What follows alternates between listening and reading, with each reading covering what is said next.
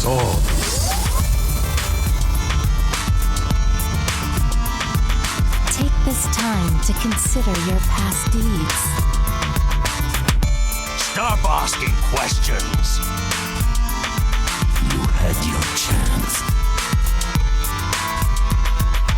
Let the games begin.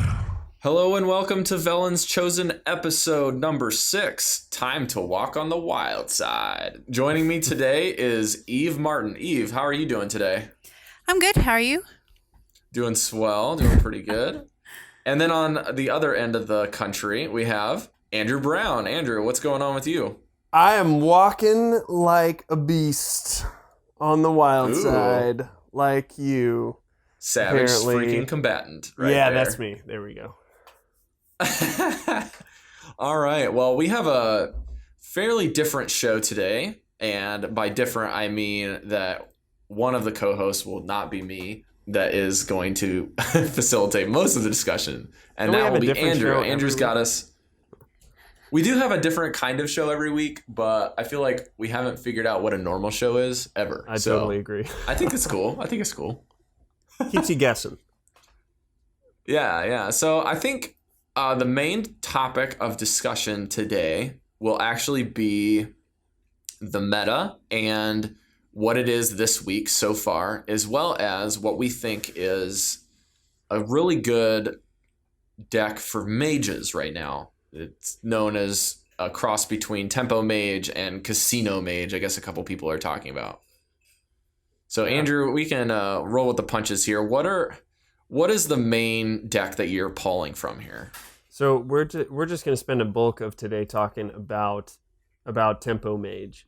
Ever since Flame Waker came out with Blackrock Mountain, it's been a super valid, deck in the meta. And it's kind of gone up and down. The past few days especially, I've had a lot of success with it. And so I think it's at a place right now where it's starting to gain more, speed. Right now it's a tier 2 deck on Tempo Storm's meta snapshot, but I think that it's climbing pretty significantly. And it's definitely, I would say, the easiest to get into out of any mage deck that's valid right now. Maybe saving Mech Mage. It just kind of plays itself. In some ways, but we've definitely got to talk about the basics of it and stuff like that. So, okay. So what we're not going to hit on too much is the core cards. We're guessing most of you guys know those, but in case you're not as familiar, the cards that you'll see in any Tempo Mage deck are things like Mana Worm, Frostbolt, Unstable Portal, Arcane Intellect, Mad Scientist, Mirror Entity, Azure Drake. You need all of those because you need some really early minions and lots of spells to proc certain special abilities. And the idea is you're using those spells. The spells aren't just giving you whatever the spell gives you, but there's some other minion that's gonna trigger it. Yeah, that's gonna trigger something. So you're getting kind of almost a double effect out of it. You're getting some kind of bonus so that every time you're playing a spell, you're really getting more value than you should out of it. So it's stuff like Mana Worm, stuff like Flame Waker, where you're able to get more than just one thing. What are y'all's favorite cards in a Tempo Mage deck, would you say? Favorite core cards or just favorite variant cards? Yeah, core cards, yeah. Well, I just crafted golden Flame Shakers, so I got to go with the Flame Wakers, man. I think Unstable Portal, because it can really turn the games. game on its head. Yesterday I got Jiraxis out of an Unstable Portal. Nice. And that actually You ended guys have up the best portals. getting me lethal. So yeah, that's always something that can really change. My favorite, or the card that likes me the most with opening my Unstable Portals is actually the South Sea Captain epic card. Oh, so it's like the stupidest card. It's like a 3/3 for 4 that you get for or something like that. You can play for 0 mana, and it like gives pirates +1/+1 or something like that on the field. A persisting effect. It's like the stupidest card, and I always get it. But it's so pretty. Like it's golden. Oh my word! It's not. But yeah, like I like the Flame Wakers. A couple other core cards I think you maybe didn't mention are Sorcerer's Apprentices and Fireballs. Yeah, You need those fireballs cards. are always in like every mage deck. I can't think. Yeah, of and then I I think this is actually a core card, but I believe every Tempo Mage list I've seen, it runs at least one polymorph. It's like a huge removal card. Oh no, I'm not None of the running ones that right I see. now. That's probably more of a Really? control-oriented tempo because I'm running a more aggressive one right now that runs mirror images and arcane missiles, and you won't find those in everyone either. So you probably find either early game spells like those ones or the later game ones like Polymorph, even a Pyroblast. I've seen that. We'll talk about it. Nice. So Now, we're do you see talking the- about go synergy ahead. then when we're talking about cards that you get more value of than just what they do. Like if they make your mana worm bigger or then you get shots out of Flame Waker. That's right. Yeah. We're talking about synergy? Mm-hmm. Absolutely. Yeah. Okay. So the deck works with tempo because like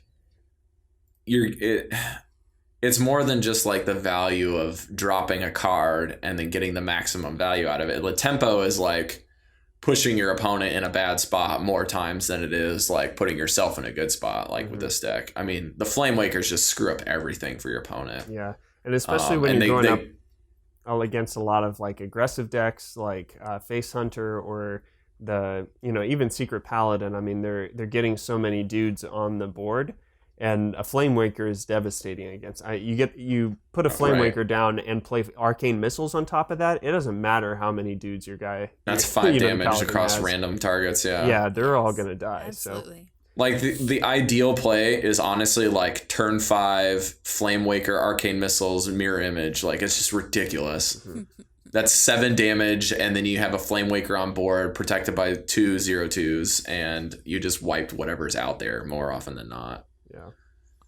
So tempo, it's sick. A tempo deck's fun, and especially when you get the Flame Waker, with a Sorcerer's Apprentice, and you get a bunch of low cost spells out there. It feels good because you're in control without having to do much or draw, some special card. It's just any spell that comes up, you're gonna destroy them with. So that's always a lot. So of Eve, fun. have you played a lot of this deck this month so far too? Yeah, actually, when Willie Dills from The Angry Chicken posted the Casino Mage up on his Twitter feed, I took a look at it and was like, that looks fun, sounds fun. So I was giving it a try. And yeah, a Mage already has a bit of randomness with the unstable portals and then whatever pops out of shredders. And then you add the Spell Spellslinger? Yeah. Then all of a sudden, crazy things can happen. Like I got Astral Communion out of a Spellslinger yesterday. Whoa! And I was just like, I don't know whether this is a good card to play. Because it'll give me 10 mana, but it will also empty my hand. So I had to really wrap my mind around having a Druid card. Dude, that's in my crazy. deck and when the best time was to play it and whether I should play it at all. And I played against that deck with my Control Warrior, and I was so sad because the Spellslinger gave me an amazing card. It actually gave me a what was it? It's that Warlock card for 6 mana, Siphon Soul. Yeah. Oh, yeah. And I was like, Destroy dude, this guy's going to get wrecked. He's going to play Antonidas. I'm going to siphon it. And exactly that happened.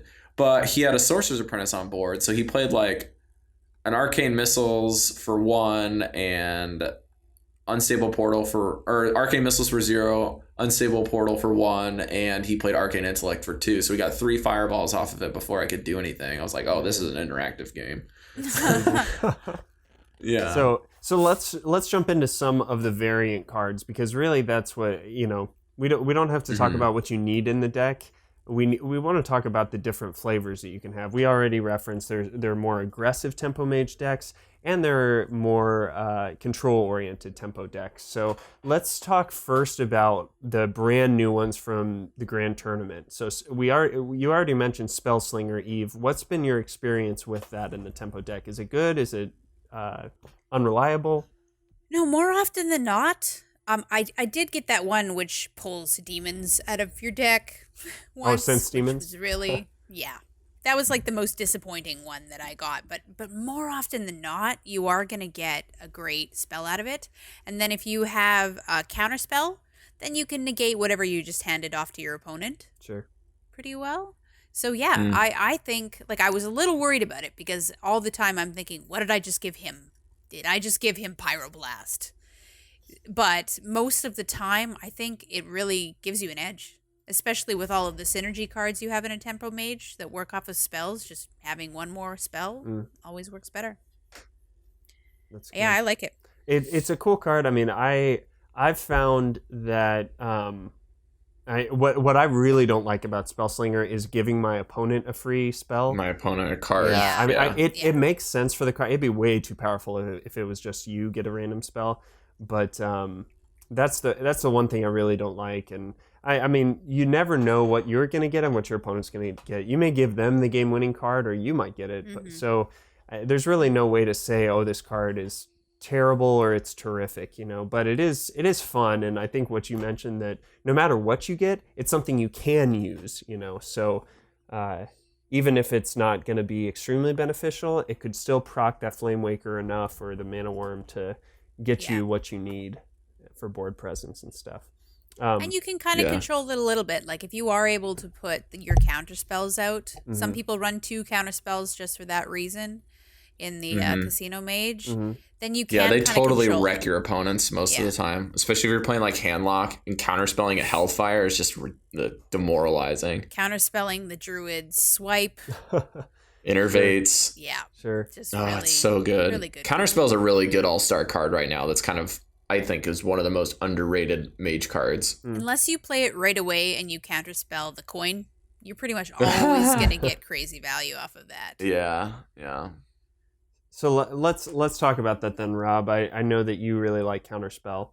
Do you find it as effective right now? I think it's really good if... Okay, so Counterspell is at its finest when you pull it out of a Mad Scientist, and the Mad Scientist isn't always off of turn 2. And sometimes if you play like a Mad Scientist on, let's say, turn 4 with another 2-drop like Sorcerer's Apprentice and Arcane Missiles, that's a pretty decent turn 4, right? Or even just like mirror images to protect everything, because then you can choose who you want to trade your Scientist into. What really ends up happening is you actually have a really versatile board, right? So what happens normally is if they can't destroy your Mad Scientist, you go to your next turn. This is turn 5. And then your Scientist dies. So then this is your opponent's turn 5 or turn 6 or turn 4 or turn 5, right? So on turn 4 and turn 5, if you can get a counterspell out, the mind games begin, because everyone wants to play around Mirror Entity, because every mage deck plays at least one of those, almost every mage deck, right? Except for the Freeze Mage, which by this point in the game, they know if you're a Freeze Mage or not because you dropped a Loot Hoarder or a Frost Nova. So they're like, okay, so this is a Tempo or a Casino Mage. I got to play around this. I can't play my Shredder first, so I'm going to drop something low, or I'm going to drop something else. And I don't want to risk dropping a Belcher because it's bad for me. So they're going to make an unfavorable drop to test your secret. And that's the beauty of how Mirror Image is such a good card, because Mirror Image, when it's not played, is going to be played around. So they're going to play as if you have it. And then even if they do play as if you have it, they still have to deal with whatever bad card they give you. And the fact of the matter is Mirror Entity is good because every deck plays something that is not a suboptimal card, but an optimal card for its mana cost, if that makes sense. Sure. The only thing that wrecks Mirror Entity is Darnassus Aspirant. Well, that just destroys that and Zombie you. Chow. I've been intentionally hit with Zombie Chow before, so they can get health off. Well, of it. that sometimes can be a bad thing. When you're up against a very aggro-oriented deck, like I played against a Zoolock this morning with my Tempo Mage, and I had both my mirror entities. He had something that was really low cost he could use to just, mess with me. So I got an Abusive Sergeant, and then I got a Nerubian Egg, which he silenced. So, if you're playing against those aggro decks, then they can play around them easily. But Counterspell is something that is gonna especially wreck those late game decks, because they're running high cost spells that really flip the board. Right. And you take away you can take away an entire turn from them if they're even not low sure. cost spells. Sure, yeah. Like think about the matchups, right? So what are the matchups that this is a good card for? Well, I'm thinking of one that it's not that awesome for is Okay. Secret Pally, because they pull all of their secrets usually out of the Mysterious Sure. Challenger, so that kind of bypasses And they play a lot of weapons. Counterspell. Yeah. So the only thing that you would be preventing, which is still good, would be Kings And Consecrate. and Consecrate. Or That's Equality. true. And Or Muster for Equality. Battle, which is, ironically, a lot of people think Muster is just a weapon, but that is actually a counterspellable target. Oh, that's true. That's true. Because you could just But be it's- preventing like one secret that they throw out Yeah. there, which would Yeah, but not be that Counterspell great is of a- amazing against Patron and against Control Warrior. Like, I tried to Shield Slam and pass turn, and I played so fast that I used Shield Slam and canceled my turn on a opponent that was playing Freeze Mage. Or I think it was a Freeze Mage that was running Counterspell. It was really wonky. But like, I could have killed the Thaurissan because I had a Death Spy up. So I play a Shield Maiden on turn 7, and then I'm gonna, play my Shield Slam to kill the Thaurissan, and then I hit end turn. What I didn't know is I should have waited for the animations to go because I got counterspelled and I left the Thaurissan up for 2 turns. I was like, oh frick. Oh no. I was really This sad. is a But, warning the crazy to our listeners: do not play too fast. Yeah. The good news is I drew on turn 10. I drew my Justicar, so it was armor for 2, Justicar armor for 4, and I just won. And no answers. I had like 70 health even after, or I had 60 health after they Alexed me. It was like, you're not winning this game. Freeze Mage can't beat me in the attrition matchup. Too many armor cards. Okay. The only other spell, or the only other secret I wanted to mention was Effigy, which I was really excited about going into TGT, but have found a lot of inconsistency, especially with the aggressive decks that I've been running. I don't want Effigy to go off against my Mana Worm, or my Mad Scientist, or my Sorcerer's Apprentice, or my Flame Waker. Like, there's so much I don't want it to proc off of. You want it to proc off of a Sludge Belcher or Dr. Boom or something like this. But usually I'm finding my secrets are getting out early game because that's what I want. I want my Mad Scientist on turn 2, Mirror Entity up for turn 4 or 5, something like that. Yeah, I mean, I guess you could argue that it still gives you a minion no matter what, so that helps you with tempo. But yeah, definitely you want to get something like your Antonitis, if you have one. Put it up as soon as you got him out, or a Boom, like you say. Just, has anyone noticed that when you get an Effigy, you get a golden? Yeah, they actually made this really weird patch update. Like, you can get Goldens in Arena now.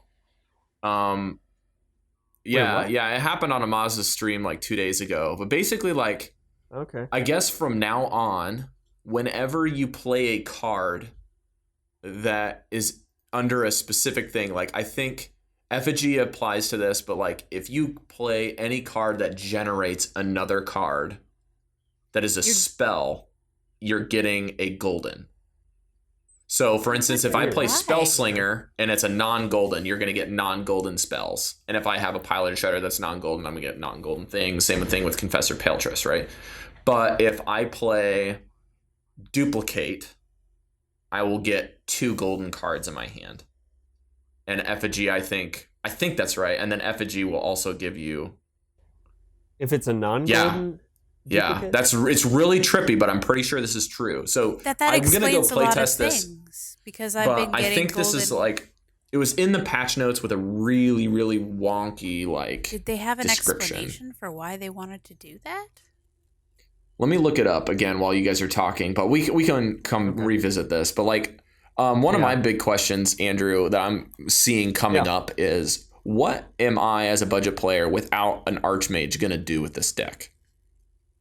I would say the biggest thing you can do is run really, really aggressive. We've got some legendaries that will hit pretty fast, but because this is a budget-oriented deck or podcast, what your deck is going to look like is just a lot of the common and rares. I mean, all of the spells and most of the minions that are in this deck are commons and rares, which is perfect. And so you're going to run... 2 Mana Worms, you're going to run the Mad Scientist, Sorcerer's Apprentice. You're probably going to run Water Elementals, Piloted Shredders, and what else is a good 4-drop? I mean, you could even run the new what is that +1 spell damage guy? Dalaran Aspirant. Dalaran Aspirant. Yep, you could run that. You can run the 2 spell slingers. I mean, there's plenty that you can run that'll still give you lots of run for your money. Archmage Antonidas is huge. If you have him, he should be in your deck. I don't think any of us are arguing that he's a bad card. Which is funny because he was such a bad card before GVG released, and then like I opened I'm not even kidding. I opened him 4 times, and I've dusted him a lot. Wow. But Well, I'm jealous. I think Antonidas has been the one legendary I've dusted the most.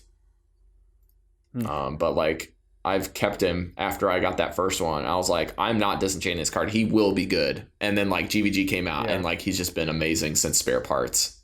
Yeah, How do we feel about the mage card that changes your hero power and makes it do 1 more damage? Yes. That is actually a very good card. I've seen some really cool builds with that in the deck. So it can work. And it's crazy when you have a shredder that pops that out and you're playing a mage. It's like, what? Get wrecked. Yeah, that's great. Yeah. So I think those are good ones if you're trying to run budget. Yeah. I mean, you mentioned Polymorph. I think you can run that. What else? I mean, Lotheb's a good legendary that most everyone should have from Naxxramas. Lotheb is a really good run, especially with as much mid-range druid as I'm running into now. I mean, you can just stop them from their combo, immediately. It protects you for and one if you're turn. going up against, and the mirror match, you've just got to think like, what are they trying to do right now? Because Lotheb is a card that you can play to absolutely halt their spells.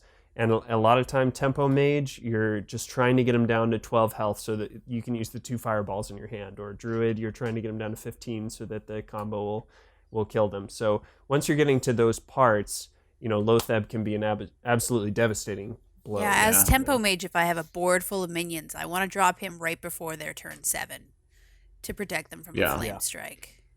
All right, before I go back into the golden section, I found the patch notes, but there is a lot of talk recently on competitive HS subreddit, as well as a lot of mages doing what they call the greedy tempo mage, which runs like a lot of legendaries. So if you are a budget player, this may not apply to you, but I think a lot of budget players, at least that I've been familiar with, have like weird legendaries that they don't get rid of, right?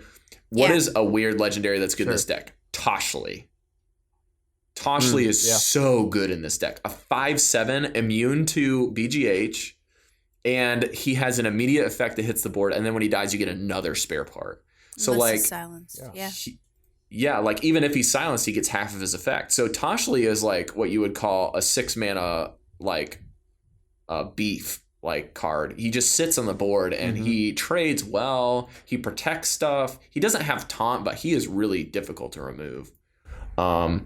And I'm even seeing him as being a good option of discussion for Dragon Priest 1-turn kill decks, which we might get to today, that are starting to gain popularity. Because if you can Divine Spirit Inner Fire this thing, you can slam something down for 14. Or even just make him a 7/7 is like pretty amazing. But I think anything that's going to gain you low cost spells. So I've seen Clockwork Gnome in some tempo decks also.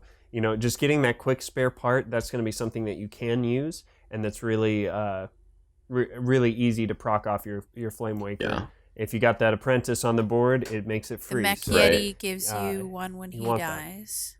Yeah. Sure. That's not bad. Yeah. And like this deck is just awesome, right? Like it's so fun to play. But I will say Antonidas is almost what you would call he is like the borderline core card, if I could say that. I think this deck runs like the difference between running a good car versus a fast car is kind of like I'd Antonidas. have to disagree with you there, because honestly, the way that I've been playing is that you want to have the game almost done by the time he comes out, so he's almost like a win more card, and you have to wait. Either you want to play him with a spell, so you have to wait another turn to play him, or you play him and then they're going to want to remove that as fast as they can, so you might not even get his effect. I don't think know. you're right in a lot of the matchups, though, right, Eve? Like, I think Antonidas is what makes the deck become rounded instead of being aggro tempo. It becomes a fuller tempo after turn 5 with that card. It basically fills out the deck. So if you have a lot of spare parts and your Flame Wakers are already toast, like, what are you going to use them on, right? Like, Antonidas is just another card that synergizes with everything. Cards.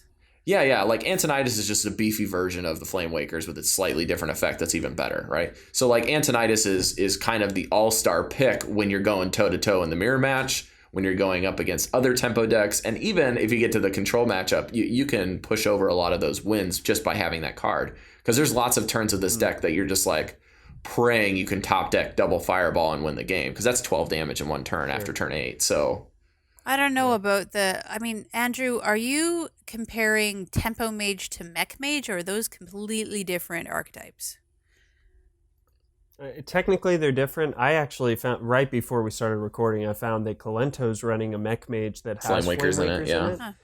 So it's an interesting... I really want to try that deck out, but they're different. I mean, Mech Mage is going off of Mech Synergy. Tempo Mage is going off of the spell, Mana Worm, Apprentice, Flame Waker combo, so there's definitely a difference there. I think that Archmage can be good in the late game and he can secure you the win, but I don't think he's by any stretch necessary. I think you want Dr. Boom before. Absolutely. Oh, without a doubt. That's Without what a I was doubt. feeling. I would like Dr. Boom in a deck a lot more than Antonidas.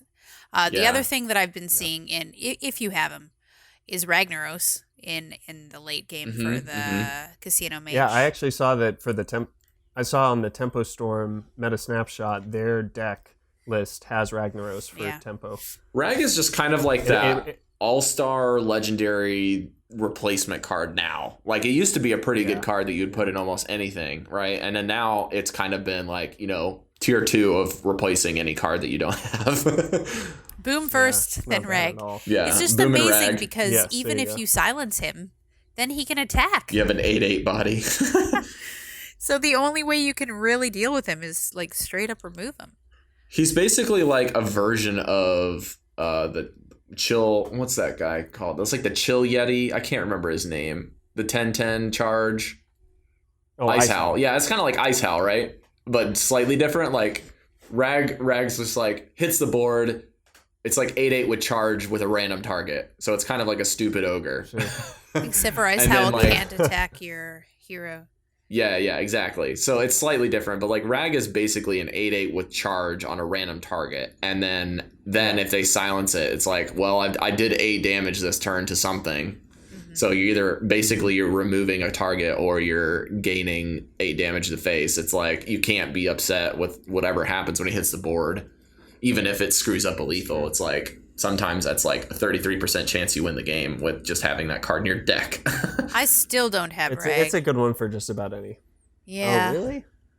Yeah, she went on the spree making a 1-deck archetype, which is good, like, if that's what you want to do. But, like, I would encourage, if you want to play Mage, a lot of Mage decks, like, almost every Mage deck now has Antonidas. I think even Freeze Mage has it, doesn't it? I would say, listeners learn from me. You could do what I did and go for a one class archetype if it's your favorite thing, but I'm having a little bit of regret about... I would say you want to go Boom first, then Rag, and then Sylvanas. I mean, those are all neutral legendaries. They are used in a lot of different decks. I would agree. I guess with I that. could agree with that, but I have just seen such a huge fallout with Sylvanas lately that I would not recommend. It's just you're making always gonna Sylvanas. make somebody deal with it, and they're gonna need to take a turn to deal with it, and it's not easy to deal with. So no matter what, she throws a wrench into their plans. Yeah, I think Sylvanas is a great option. I'm not discounting that, but I'm just saying if you're playing the deck and you have any deck that you want to play, right? Almost every deck you want to play is going to have some sort of card that can be substituted for Rag, or it's going to have Boom in it. So those two are definite picks. And Sylvanas is almost an auto include in about every mid-range to control deck. But And it goes with... Go ahead, Andrew. Go ahead. It just goes without saying you want him at Nessingware. Right? For that beast druid. Man. I so wish that card the was new better. mid-range what's it called? Honestly, it's awful that Mid-range hunter. BGM is better, or BGH. BGH, sorry, not BGM. That BGH is better than Hemet Nesingwary. Like, that's sad. Hemet Nesingwary was such an incredible character, and wow. Yeah. So let's hit just a couple of other legendaries real fast. Don't want to spend too much time on them, but Ronin is really good in a tempo deck because obviously you get the 3 arcane. This is more of like the end game tempo deck version archetype. Yeah, exactly. Arcane Missiles is a dream card to proc with Flame Waker, Mana Worm, or even the Sorcerer Apprentice, just playing them for free. And if you have anything that increases spell power, it suddenly becomes even better. Oh, your Azure Drakes. Yeah, yes. Absolutely. So that's an easy pick for a late game, especially if you got it out of a pack. And I've been playing with Nexus Champion Sarad, and that's more of a fun card. I'm not going to doubt that. Platform runs it. Does it? Okay. It's fun to play. It's kind of hard to play with, but there have been some circumstances where it really helped me out. And unlike Spellslinger, you're the only one getting the random card. I was going to say, it's like really a Spellslinger with no downside. Exactly. Yeah. The hard thing is you don't really want to use your hero power too much in a Tempo Mage deck, but there's always situations where you will. And so having Nexus... And there have been some really late games where I'm running out of cards and just fills your hand. I just haven't drawn into my Arcane Intellect, and then it's exactly that. It helps you get some cards real quick that are somehow going to help. Yeah, so we feel like these decks have enough card draw with Azure Drake and... It does run the double Arcane Intellects. Like every Tempo Mage deck now runs double Intellect, which that's a big difference between the Mech Mage and this one. Is Mech Mage never runs archetypes like that run that, or maybe one of. And then you think about the cards that are also getting you stuff like Unstable Portal, Mirror Entity. What was the other one? I mean, Archmage Ananidas, even Mad Scientist. You could say that's kind of pulling a card for you. So I mean. All of those kind of work in that way too. So it's working to cheat the system and basically get you more than you should. Right. So like if you're a newer player, I think for you to grasp why this deck is good, right? Like a lot of players that are new are just like, well, why is this deck better than the one that I made? Well, the deck is good because it's not just like tempo cards. Right, because you can have any deck with tempo cards in it. It doesn't have to just be the Tempo Mage. Like this is just they have the Tempo Mage label because this is the pinnacle version of it. Like it has a certain 5 or 6 variations that this deck runs a lot of the same core cards, and it tends to be the best of the best for tempo. So it achieves that label, and it gets that label because it's, if you want to translate it into newbie terms, I would say this is called the spell. It's kind of like the spell minion mage deck. Spell synergy? Except for you have like the spell mage deck is actually the freeze mage deck because you're basically just holding out until you have a bunch of spells to burst your opponent down all at once or over 2 or 3 turns. Okay, and you're able to lock your opponent out. Yeah. But this is like a spell minion synergy deck, right? You got Mana Worm works with spells. Mad Scientist pulls a spell. Archmage Antonidas converts a spell that you just used and lets you play it, and then he gives you a fireball. And then like the Flame Waker, it's like, hey, I'm going to reward you for playing a spell by doing 2 random damage across two fire shots. And then Sarad, he's kind of the odd man out. Like he kind of like fakes. He's like, I'm going to give you a spell for using your hero power, you know. And then the Spellslinger is just like, you know, this is the Casino Mage version. Casino Mage just means that it's an RNG, so it runs double portals. It runs double, like unstable portals give you a random thing for your spell, and then Spellslinger just throws you and your opponent both a spell. It's like, hey, have fun. Could be something good. And then like even the Sorcerer's Apprentice is like, oh, you want to play spells? Here, I'll give you 1 mana discount. So. I think for new players, that's a big help. Working well together. Yeah. Any other variant cards that you guys would like to talk about? I just wanted to mention if we're talking about variants, are we talking about tech cards? Yeah. Well, tech cards are just, I mean, we're talking about different aggro or control-oriented tempo decks. Any other cards that you've been using, even your tempo deck, that we haven't talked about? Well, did we mention Pyroblast or Echo? Echo of No, Medivh. we didn't. Those are, That's an interesting card. Yeah, so Echo of Medivh I haven't seen in a ton of tempo decks, but I it crossed my mind because I've been watching Masan a lot, and he loves his Molten Giant Echo of Medivh weird, It's called a mage grinder deck. mage. Good grinder mage, thanks. Yeah. And so I had the thought of it in tempo, especially because the Mana Worm, Sorcerer's Apprentice, Flame Waker, you want more of those cards. So something like Echo of Medivh or Duplicate could give you more of those. I haven't tested them out, but wanted to see what you guys How thought about that. much does Echo of Medivh cost? 4. Okay, so that's not too bad, especially if you have... It could be pretty good, but I feel like Echo's Sorcerer's really Apprentice hard to out set there. up for this kind of a deck. Yeah. It's a slow card. You no already question. have It's a to lot have easier board to set up with presence. Moltons. It's also... Like Pyroblast is crazy though, because like Pyroblast is a 400 dust epic card that could replace Rag. Like it's just, hey, surprise, Sure, boom. Yep. I think So- that with Echo of Medivh, it's also an expensive card, right? It's an epic. Yeah. Mm-hmm. And yeah, I've always gotten to the point where I'm like, when is the best time to cast this? And then if you wait Yeah. one turn too late, then your entire board's cleared. It's a You got a hard card that's hard got card to nothing to play. copy. Yeah. So yeah, it's kind of difficult to set off sometimes, I think. Mm-hmm. Especially if you don't have it, don't worry about crafting it. But it might be an interesting thing to tech in and see if Yeah, it if it's works one of for those you. Water epics you will. Elementals. I will say when we mentioned the 4-drop slot, Water Elementals versus Piloted Yeah. Shredder is kind of a hotly debated thing for this.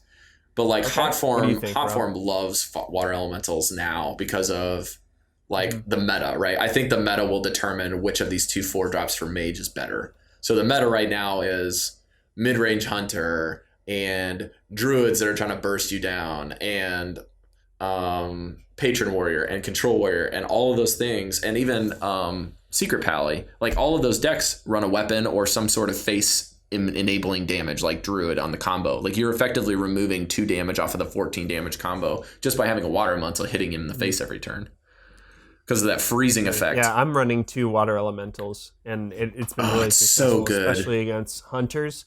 I mean, they hate it. wrecks Hunters. You can't run your face into an Elemental to take it out because then you're hurting Yeah. yourself, So It's a good so card, good but, against Patron. Like this deck is really good against Patron. I've seen a lot of this deck. Like I played 8 games last night, and I think 6 out of the 8 games were this deck. I've got to think about that because I've Really? got 2 Wow. piloted shredders in my Casino Mage, and I didn't really think about putting elementals in. But you're right about there's a lot of weapons in a lot of the higher end Yeah, Hot Form brought decks you're this going up exact against. So deck list. if you can take their weapon damage off the board, that really does put a halt in their plans, pretty much. try it out. It See even if helps. dismantles Jiraxis if you think about it. I really like the stickiness of shredders, and I like, the way things can pop out and just change the game, like Doomsayer. Although But a 6 health minion is really Yeah, sticky. 6 health? So That's Water that is insane. Elementals hard to stand their get ground. rid of for sure. And it's always a 6 health. It's always a 3/6. Whereas sometimes the shredders could be a 6/6, basically like a 2/3 minion pops out on average, right? Or You know a what? 2/2 I'm gonna minion. try So, that. I'm gonna switch out the shredders for the elementals and see how that does.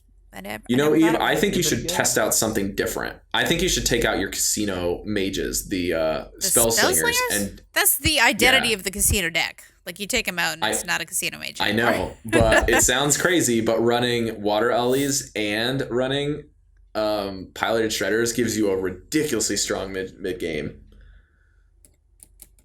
It's an Now, idea, granted, but that you're is taking the fun out of my game. 6 4-drops, right? Now, is the spell slinger 3 mana or is he 4 mana?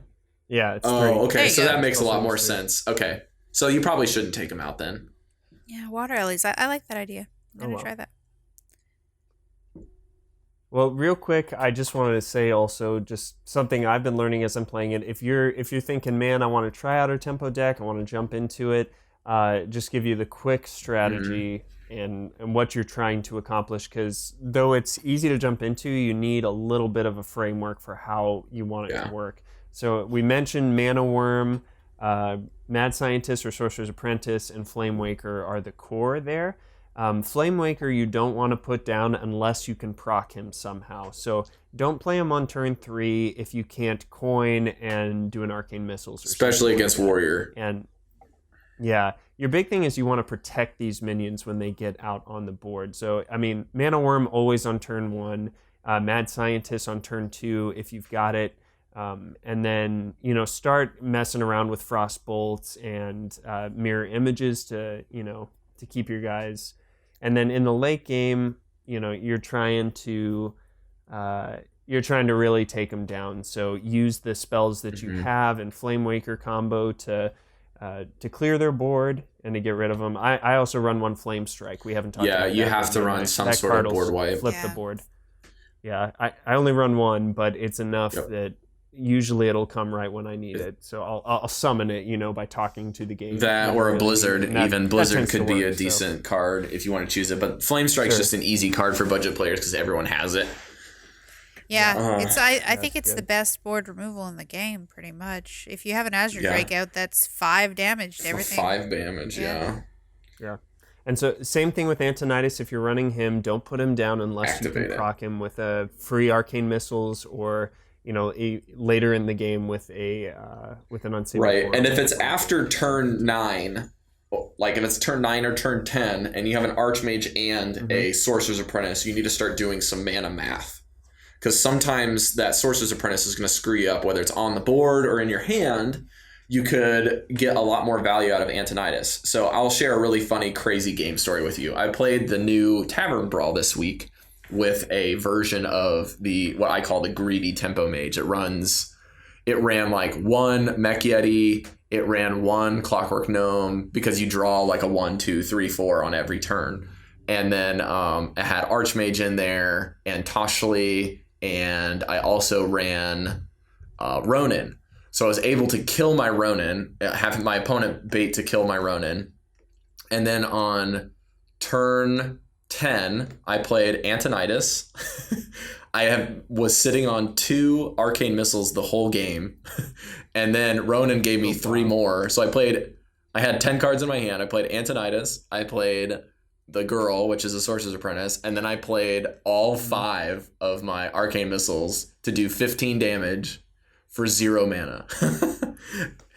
And got the guy, it was playing a druid all the way down. And then what's even more amazing is because Antonidas hits the board, I now have 5 3 mana costing fireballs because the girl's out, and Antonidas gave me fireballs for every one of those things that I hit, and the guy just concedes. That's what the you girl. want right there. That's the Sorcerer's dream. Apprentice, yes. Yeah. By the way, I just looked up the hot form list, and that's the one I've been playing. It's the number 1 Tempo go Mage ahead and list. check it out in the Hot show Form notes. Mage? Just look up Hot Form Tempo Mage. It runs 1 Unstable Portal and 1 put it in Flame the show Cannon. notes. And those are like the really weird things in the deck besides I Water like Flame Elementals. Cannon. Flame Cannon almost always works out And for me. Sarad. Oh yeah, Flame Cannon's a good card. So that's the Tempo Mage. Go try it out. Have some fun. It's really effective. I mean, according to Tempo Storm and my own experience, it's really effective against mid-range Druid and Secret Pally. So a lot of stuff that people are running on the ladder right now. Hybrid Hunter, Face Hunter, same. I feel like that matchup with the Hunters can kind of be about a 50-50 go. I think that it's a really tough matchup, if they get the but it's God not draw, unfavored or favored. It's kind of like in the middle. Well, you've got a lot of reach. The biggest so that's problem is a really good thing against you Face do have a Hunters. lot of reach. The biggest problem is Dragon Priest, so just suck it up and concede. Right. Dragon Priest is super hard matchup if you don't draw right. Yeah, it is. But that's why the polymorph comes out and the counterspell, right? Those are good things for Dragon Priest. You can polymorph something huge. Let me see. I was keeping track of my win losses with this, and I wanted to see how did I do against.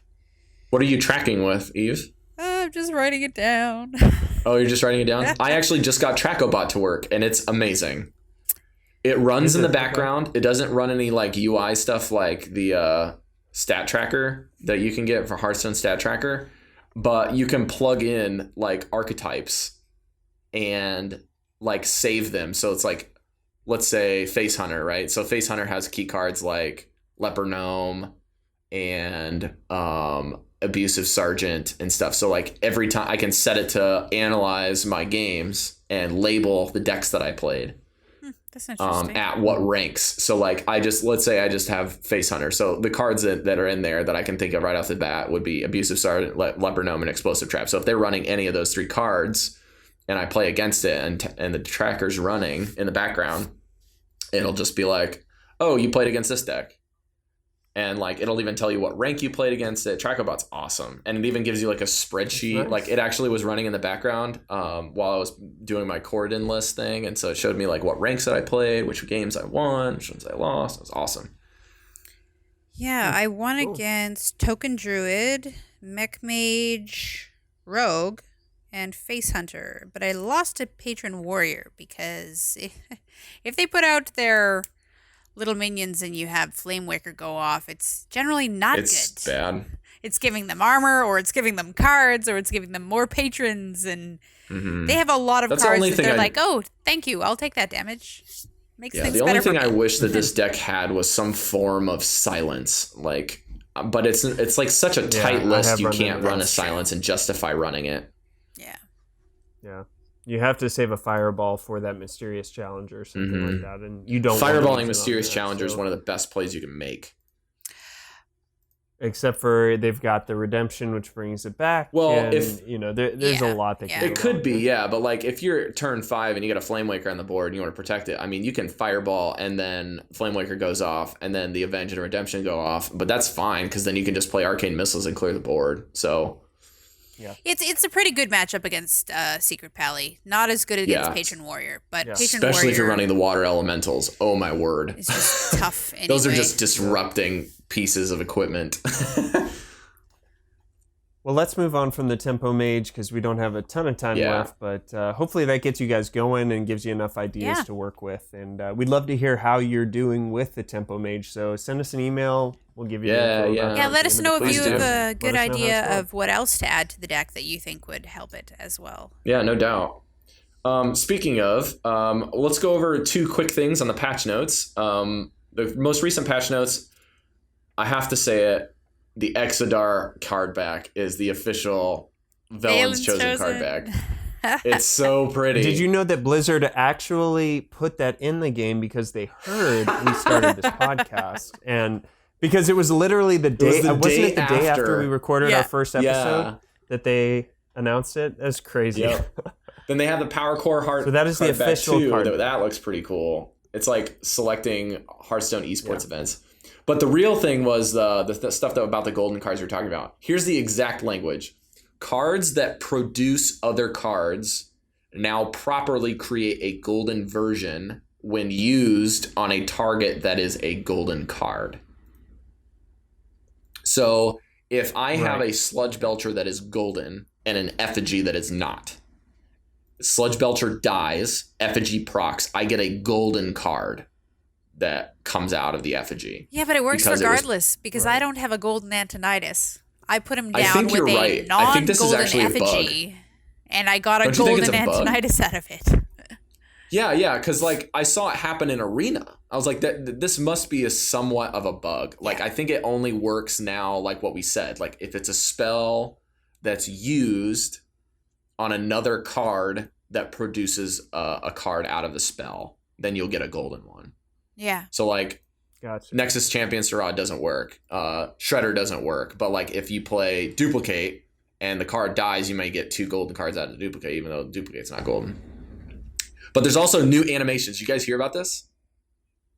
Yeah, these are cool. I haven't. Refreshment Vendor doesn't throw carrots anymore. Even though he says he plays Funnelcates, for some reason they thought it was a good idea to patch in him throwing like chicken drumsticks at people. He works for Arby's now because he has the. What I have heard from the Blizzard Twitter was that how do you know they're not cakes shaped like drumsticks? Oh my gosh. Blizzard troll mastered over 9,000. Funnel cakes shaped like drumsticks. Yep. Yeah. There's also a sparring partner animation, which this is the 3/2 taunt that give another card taunt for warriors. It's a rare. I still want to figure out a taunt. It's so cool. With bolster? Dude, Kibler's been playing he calls it the Ho-Bolster deck. It's a Oh no, that was my idea. You took it from me. You heard me talk like about Hobgoblin plus Goldshire Footman and sparring partners and bolsters. Because that was my thought. In order for bolster to work, you have to use Goldshire Footman and Anoyatron and that stuff. And I was like, wait, but those are 1 attack, so Hobgoblin can. That's what he's been doing. My idea. It's really funny. If Kibler has he's actually winning games with it. It's my fault. Oh my god. It's so ridiculous. You got to do it so now, anyways. Andrew. You got to make the deck and you got to play it. Yeah, and next I week, do. we're going to come I back and really say, do. how did your deck go? How was Here's it? the best news, And I'll guys. say The best no. news. My girlfriend Wilfred Fizzlebang has a new animation. Yeah. Wilfred Fizzlebang It has a looks really good, crazy too. animation now. Fist of Jaraxxus now has a slower spell speed, and the fist is a little bit better graphically appearing. But nobody plays it. Ice Howl doesn't look boring anymore. He like breaks out of the ice when he comes out. Neat. Crowd favorite has the same animation as when you used your Anoyotron hero power during the last Tavern Brawl. It just like blows up with the confetti when he triggers. It's awesome. Ronin, oh man, Ronin when it's played looks awesome now. Has this Way really better, cool yeah. Dalaran like arcane circle that pops up when he's played and like dissipates. Oh, and Aviana, have you seen Aviana's animation? I did because someone played it against me in the She most flies recent in. Tavern Brawl. Oh my goodness, this is so cool. She like flies from the deck That's and good, like yeah. bursts with feathers and lands on the board. So cool. I'm going to have to check it out because I own none of these cards. So Yeah. Okay, so Well, that's and look at some Hearthstone news, but let's go into decks you're seeing on the meta and what rank we're at. All right, so we'll start with you, Eve. What rank are you at, and what are you seeing? Well, I did a little bit of a crazy thing this week. I have to say Hearthstone was getting a little bit rough. I was finding it hard to find the fun.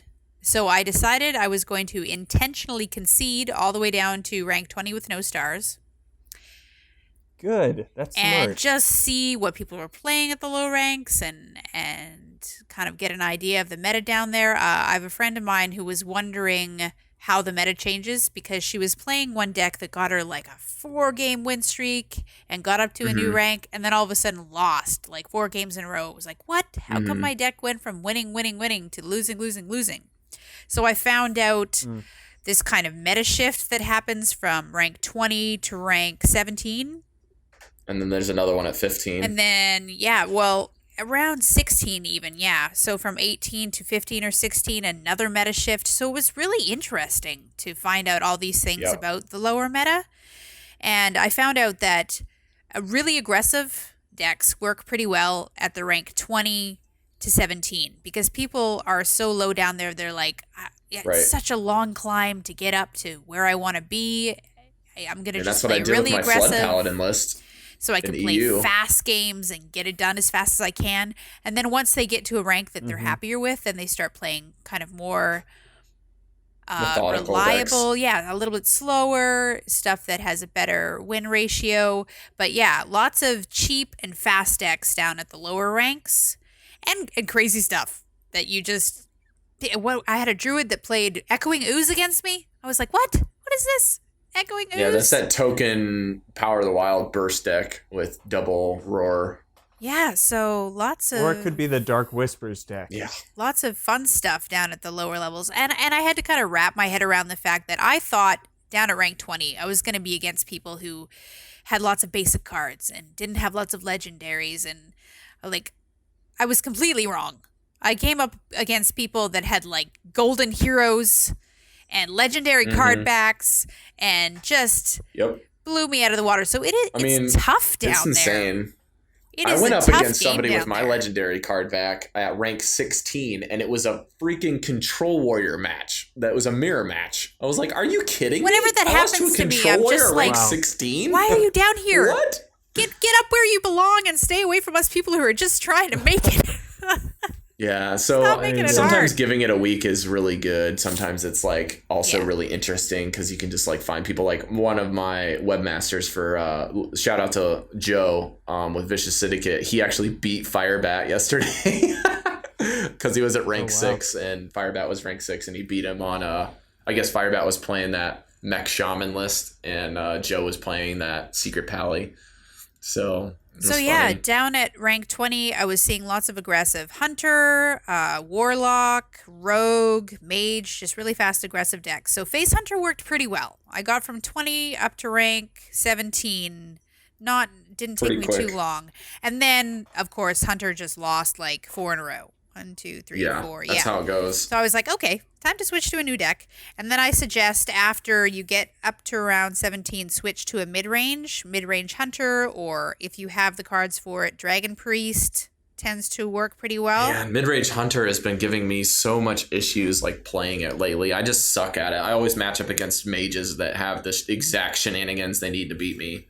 Druid, I would suggest would be a good one too. And then once I got up to rank 15, all I was seeing was hunters and druids, mid-range hunters, mid-range paladins, and druids. Mm-hmm. So that's where I'm at right now. What rank are you right now then? 15 or 14 is where I am. Okay. And then I was like, you know what? I'm just going to have fun and started playing the casino mage. Yeah, except for it's actually good. Yes. Well, I didn't. That's the thing. Like, I didn't expect it to win me any games. I just thought I was going to be playing and having fun. And then when I won one, I was just like, oh, great. I won a game. So it was a lot less stressful. That's the beauty of RNG. Yeah. In a poker game. Child's poker. So that is my history of what I did this week. Yep, mine's a lot the same, except for I don't win trade for conceding, like all the way down to rank 20. I can't do that. Pride, I guess, I don't know, with the legend card back. But basically, I started at rank 15 or 16 with full stars after the reset. So if you guys are wondering where the legend players reset, it's at rank 16 with 3 stars. All right. So I won my first game. Yeah, I won my first game, and then I played like 2 or 3 games of every deck, and then I played like 7 games with a patron, with a coach, and then I got coached by like 2 different players. I'm supposed to give coaching again tonight for a little bit. It's just been really helpful, I guess, overall, understanding the meta and like what I'm going up against more than anything. But like, I have had the hardest week of ladder that I've had in a while. Again, like, it's just been so difficult. I can't seem to win. It's like, it's literally like, it's not like a struggle because I'm floating within 2 ranks. Like, I'm not going positive, I'm not going negative, but like, I'm just like win, loss, win, 2, lose 1, win 2, lose 3. It's like, it's like one of those. And then I go on like a 4-game win streak and I sit down and play the next day and I lose 4 right in a row. I'm like, what the crap is this meta? And then like, so anyways, I've been seeing Kenny doing really well with this exact deck. He said he went on a 7-game win streak on it last night. And then he went on a 12-game win streak the day before with this hot form list, which is crazy. But I just switched to actually playing Control Warrior and I've been wrecking people. I played up against a Freeze Mage. I guess my MMR has changed. So I'm playing against very skilled players, even at these weird like low B ranks. I'm playing up against people. And what's MMR? MMR is like matchmaking rating, but it's like a hidden matchmaking rating that you don't really see. It's only up to the game developers. So like once you hit legend, your MMR skyrockets. So you're getting matched with higher skill level players or people that have golden heroes or more wins overall kind of MMR, right? So before I hit legend, I was getting matched up against really decent players all the way up to legend because I don't have any golden heroes. I just have a lot of cards because I spent money in the game.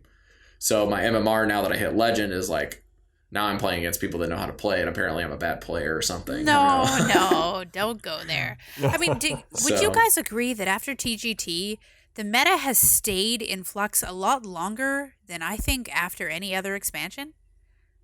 I feel like that things... I think there's just so many... I feel like it's just been so long since GVG's launch, we just didn't realize how big of a meta change it swung. Because, like, the meta is just so wonky still. Like, OTK decks being popular is OTK standing for 1-turn kill, for those people who don't know.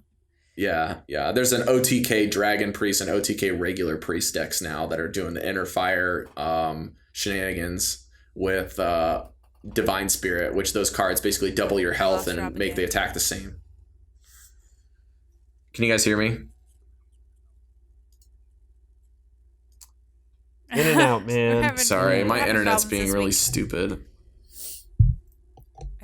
Can you guys Yep, I'm sorry hear me at all now? Again. Yep, you're coming back. All right, I'll have to edit this episode a little bit more than normal. The internet today has been really bad. It's a little bit of trouble. It's no big deal. It happens to everybody.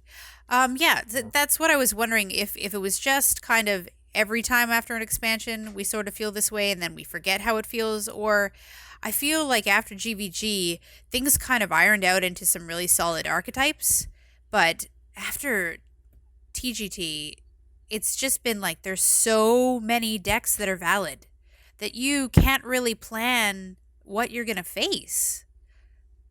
Well, and I would argue that it's not even validity of decks, it's just the span of them. I mean, before you knew that you were either going to run into a Face Hunter or a I can't think of it, or a Control Warrior, but now it could be, I mean, you just look at the tier lists on the meta report, and anything that's in tier 1 or tier 2 is viable, and there's like 12 different deck variants. So you're trying to build a deck that can go up against all of those, and that's literally impossible.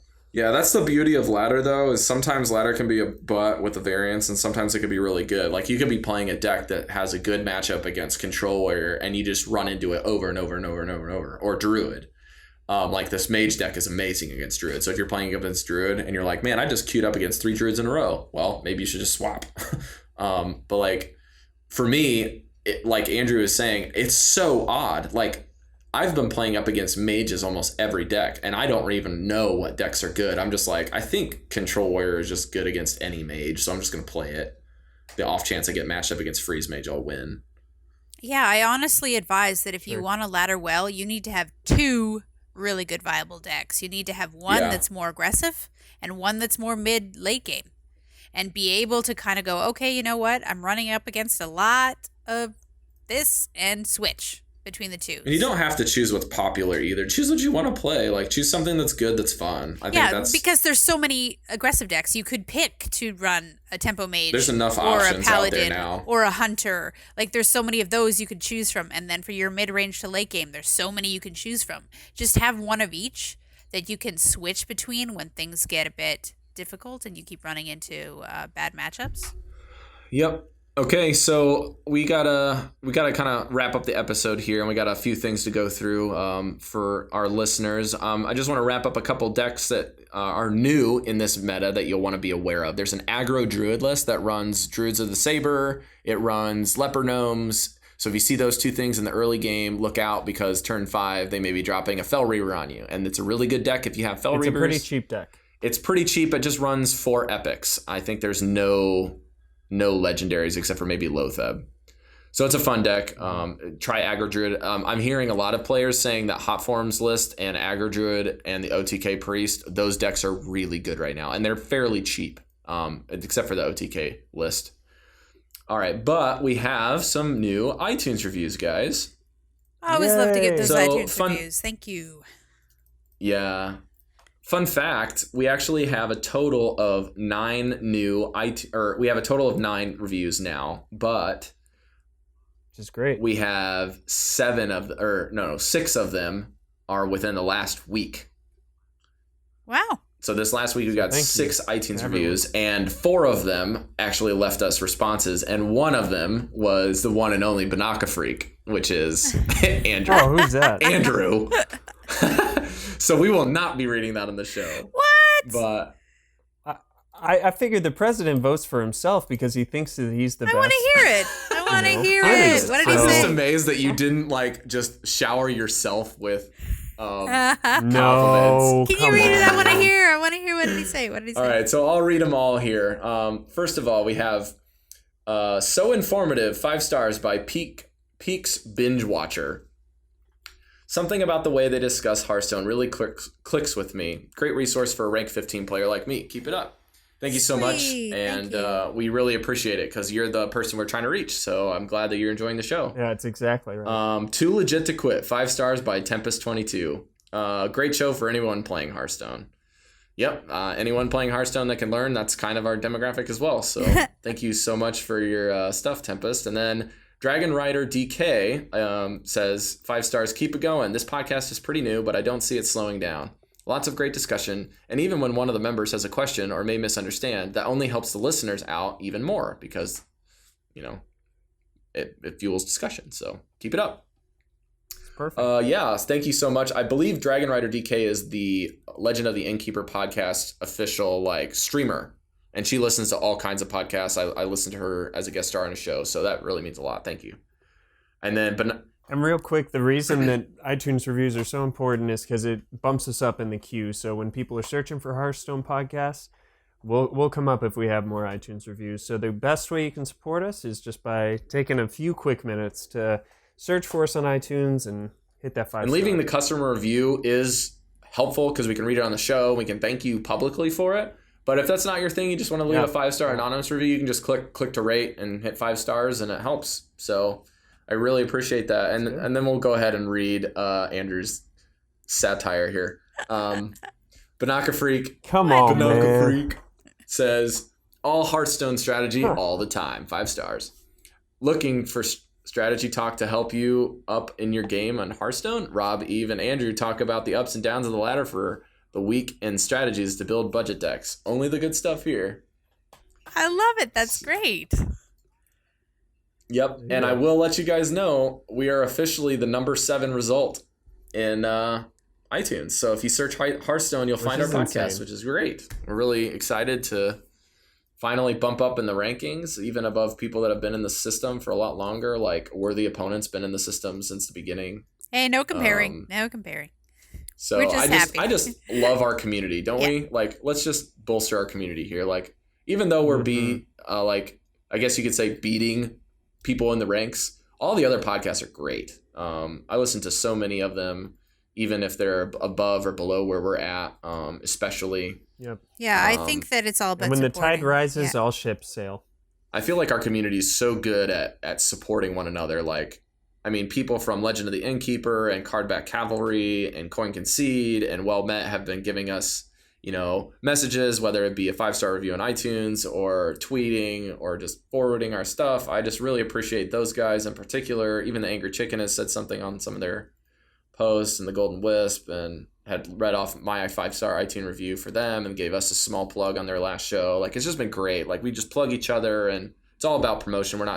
We are competing, but we're not trying to, if that makes sense. Like, we all love each other, and we really like providing content for you guys. Something I truly believe is that we can do infinitely more together than apart. And so let's all work together and move this thing forward. And we're learning from each other all the time. So hopefully we bring something that's really original. Talking strategy is my bread and butter and what I love, what helps me become a better player. So hopefully it's helpful for you and the rest of your Hearthstone friends. Yeah, the great thing about podcasts is that you don't have to just have one favorite that you listen to. You could listen to them all. You can listen to as many as you want. So promoting all the rest of the Hearthstone podcast just makes us all better. That's great. So, Eve, why don't you read off a few of our locations for social media where people can find us? Twitter. Velen's Podcast. Facebook, Velen's Chosen Podcast. You can email us at velenschosenpodcast@gmail.com. And we have a Patreon now. Yay, we have a Patreon. Yay. So if you feel like throwing a couple dollars our way, we will absolutely appreciate and take that money. And really the whole heart of it is that if there's, if you really do enjoy the show, that'll help us to improve it. So every dollar we get is going to help to improve the show and improve our straight mics, back into the show. Improve our internet.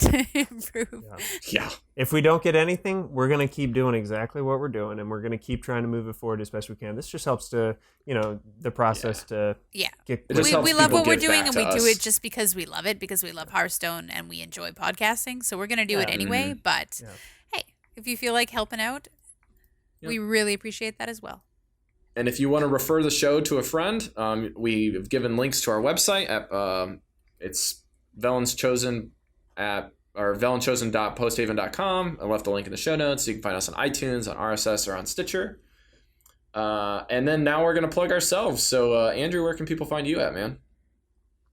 I'm on Twitter at AndrewIsLiving or on YouTube at BinacaFreak. You can find some helpful arena tips that will help you destroy the arena, I think, and I hope. Awesome. And Eve, where are you at? I actually just created a Twitch account, and last night I jumped on and streamed for my very first time. Had a lot of fun doing that, so I'm going to be doing it some more. So that's Evemartyn. I'll put a link for that in the show notes. Yeah, Evemartyn, one word, and Martin is spelled with a Y. Is there any capitalized in that, or is it not case sensitive? I think the first E is capitalized, and then the rest of it is yeah. Okay, cool. We'll put that in the lowercase. show notes for our viewers. I'll have to check that out too. I streamed like once or twice too, but I don't really care if people find me. So Yeah, I don't right. like streaming for players. I only use it to record videos to send to players for the coaching, okay. so they can check I out see. my plays. Yeah, I had a couple people jump in the Gotcha. channel, and they were really supportive. Thank you so much. Awesome. It was really You're welcome.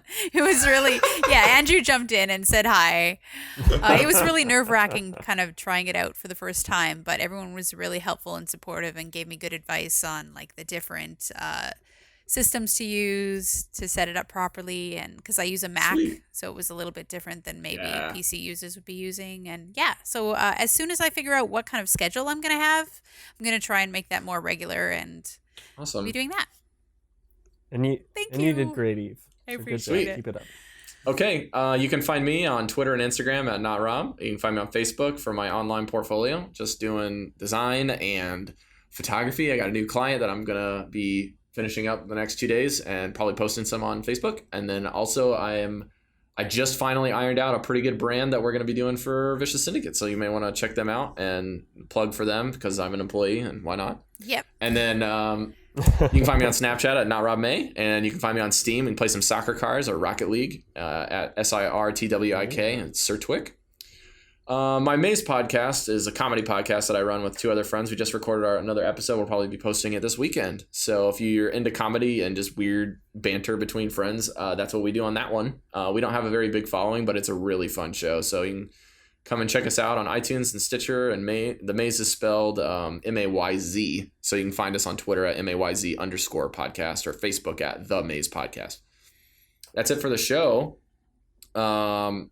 Eve, Andrew, we can say goodbye and bid our listeners farewell. A fond adieu. Thank you for walking on the wild side with us. Yes, until next time, not all who wander are lost. See ya. Later.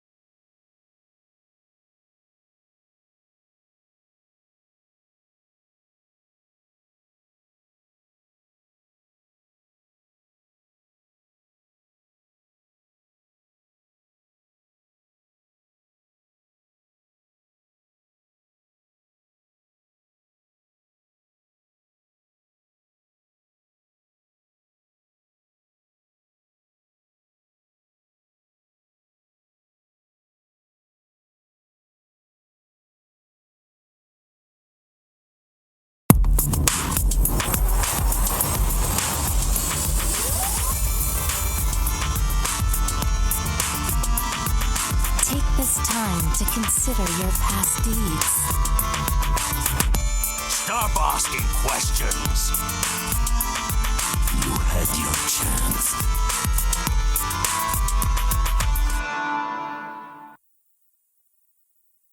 Did I miss it?